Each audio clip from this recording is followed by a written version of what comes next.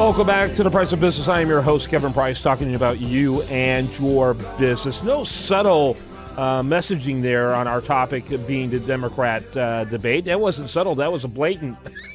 I was going for subtle. What do you mean? Oh, no, that's pretty blatant. That's No, the I'm Democrats. kidding. Go I'm on, take the money and run. I love that song, by the way. Yep. And What's not to love? Sigmund Kramer joining me, producer here on the Price of Business, and neither of us, by the way, saw the debate. No, I really wanted to, and I forgot to set my DVR, and I had other things going on that night, and I just didn't get a chance to watch it. So I've been kind of reading up on it afterwards, and it's kind of hilarious. I do, I get asked to do a lot of interviews following the Republican debates on programs all over the country, and so I feel obliged to watch that, but I don't feel obliged to watch the Democrat one. No one really asked for my comments on that because it's pretty obvious where I'm going to come on that. But Yeah. I have done some post debate reading. And what we learned is, first of all, the audience was really stacked for Hillary Clinton. I mean, she could sneeze and the entire crowd would have yelled, "Bless you." You know, I mean, it was so obvious, and she stacked that room. That's the first thing I gathered from both the sound bites and just what others were implying. Second of all, if Joe Biden thought that he could jump in because she's floundering, he's not going to conclude she's floundering after this debate. She handled it really well. Her major contender, Bernie, agrees with her that the emails are now no big deal. No one wants to hear about it. He did. He totally ran cover for her by saying, I'm so sick of seeing about your emails. Yeah, and it's he was really, and she laughed. The American people are tired. Yeah, her Wicked cackled. Witch of the West laugh is what I call that. Right. And American people are tired of him. I'm not. I want to know more about how much she made America vulnerable. I want to know how much more she exposed us. I want to know where she's going to go to prison, and when she begins her season on Orange is the New Black. That's what my future is for her. Now again. Thank you, ladies and gentlemen. And again, young man. She's not guilty until proven so, but I'm telling you, her behavior is everything that of a person who's guilty. Yeah. And she's already admitted, by mistake, nefariousness.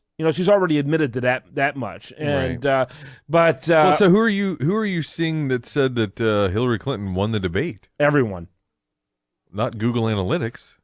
What does Google Analytics say? By Google Analytics, Bernie Sanders won, and I'll explain why.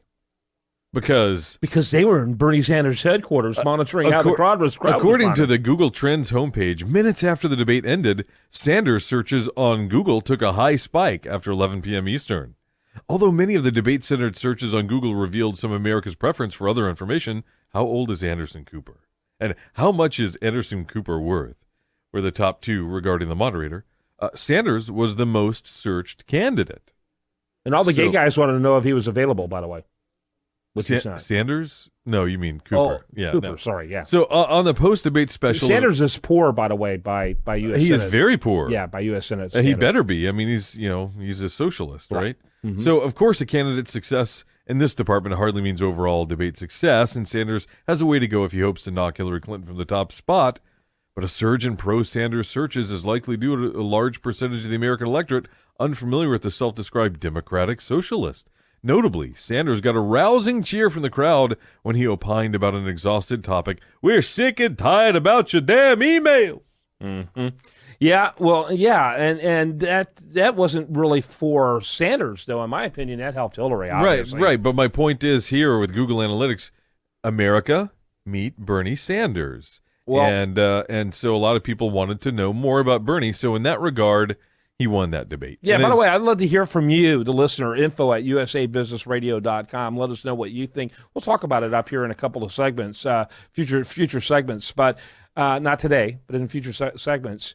Hillary Clinton dominates first Democratic debate, says the Wall Street Journal. Donald Trump on Democratic debate. Hillary did her job. Sanders let her off the hook. Yeah. Yeah, I mean, really, honestly, I was just joking. I was just making a joke about the Google Analytics thing, but obviously Hillary was not pilloried. Hillary. And the real loser was Martin O'Malley because he made no headway with the American public.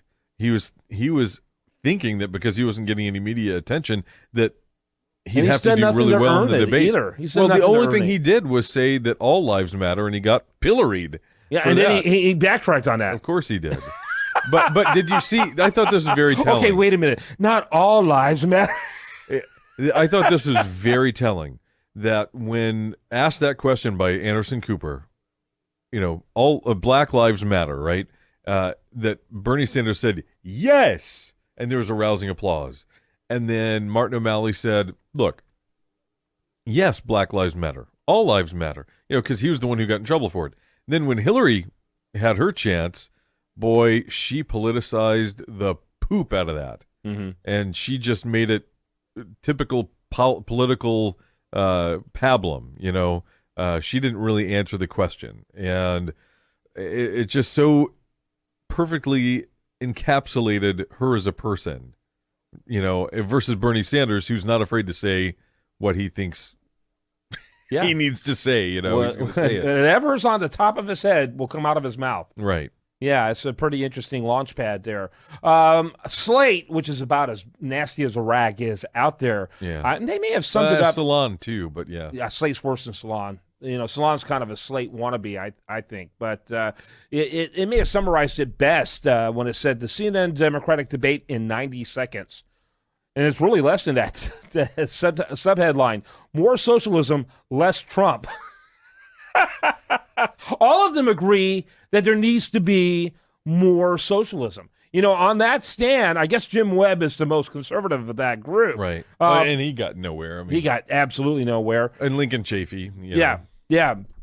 But, in a way, Webb is almost like a Republican of 20 years ago. He was a hawkish Democrat. Yeah, he was. But can I just say... Secretary of Navy at one point, right? Yeah, so he was in that side of things. Chaffee's just hilarious to look at, man. The things that you will take away from this first Democratic debate is that socialism is alive and well in the Democratic Party, right? Yep. And they're moving more to the left than ever. We have a candidate who's doing very well who hates capitalism and is an avowed socialist. So if the American people decide to vote Bernie Sanders into office, we know exactly which way they want the American economy and government to go, to the left, to socialism. Mm-hmm. And so this is a very stark contrast to the capitalism of Donald Trump, the free market capitalism. Perceived. And the Republican Party. And so in that regard, it's going to be, for once, we're going to have a really, really strong divide between the two parties. It will be very obvious that you've got either pro-socialism or pro-capitalism coming out of the next election.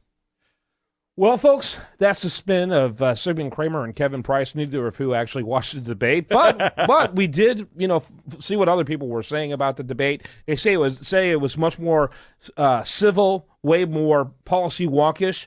Martin O'Malley, he's an interesting guy. As the Republican debate should have been, had Fox and CNN not screwed the GOP over. Obviously you see the agenda with the media, including Fox, who's trying to legitimize itself by acting like CNN. Right. So clearly you see what's going on there.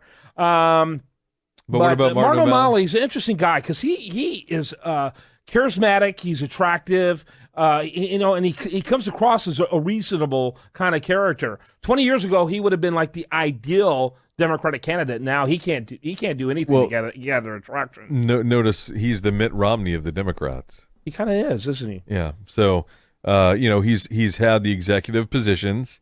He's had, he's got the charisma.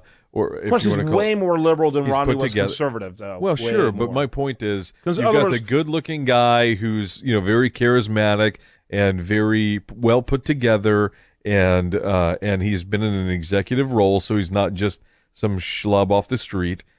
But look, they don't go anywhere. They don't go anywhere anymore. Those used to be, the gold standard of credentials, and not anymore. No. All right, when we come back, much more for you. I do want to remind you, best content here shows up over there at usdatareview.com. And you're listening to The Price of Business.